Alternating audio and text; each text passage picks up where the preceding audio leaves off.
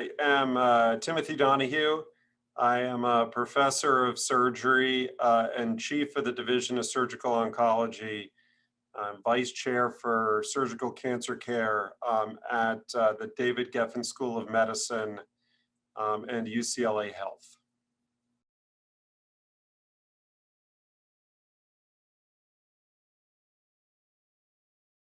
So the question is, should pancreaticoduodenectomies be limited to large volume centers? I would say that the answer in general is yes. There is strong data out there to suggest that that patients who have Whipples or pancreaticoduodenectomies do best when done by high volume surgeons, which are considered to be surgeons who do, I think, around 10 or so or more of these every year. So high volume surgeons, and pancreatic surgeons, and at centers where there are a lot of them done, so high volume centers.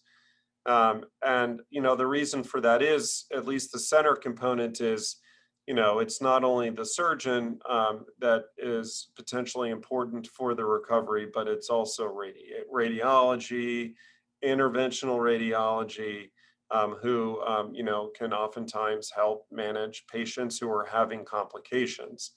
And, these are what specialized quaternary, tertiary quaternary centers are built for. It's to be able to specialize in complex diseases and complex operations, like the pancreaticoduodenectomy or the Whipple resection. Many of these surgeries are still being done, what I would say in the community by surgeons or at centers that are not high volume. We know that from statewide databases that, for example, in the state of California here, where I'm located, over 50% of their Whipples are done at centers that do 5 or less of them every year. And so we've tried to regionalize the procedures to be done at the higher volume centers that are built for, this operation and these procedures. I would say that, that data that I was referring to about surgeon volume and center volume is, I think, about 15 years old now, 10 to 15 years old. And I would say since that point, it's even more important, especially recently, for these operations to be done at high volume centers by high volume surgeons, because the chemotherapy and the systemic therapy is getting better and becoming more effective.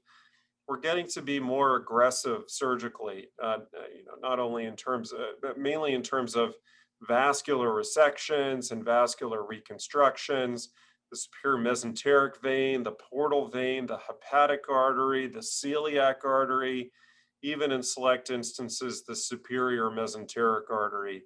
And that makes the operation even more complex than what I would say is a straightforward, historical Whipple resection.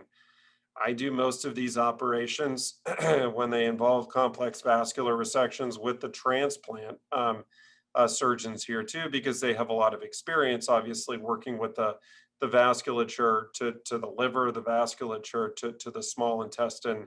And so, as the systemic therapies are becoming more effective, the Whipple resection with, now with much more aggressive vascular resections are becoming an even more specialized operation, with, the need for surgeons with experience and also centers with experience that are able to help take care of and manage these complications.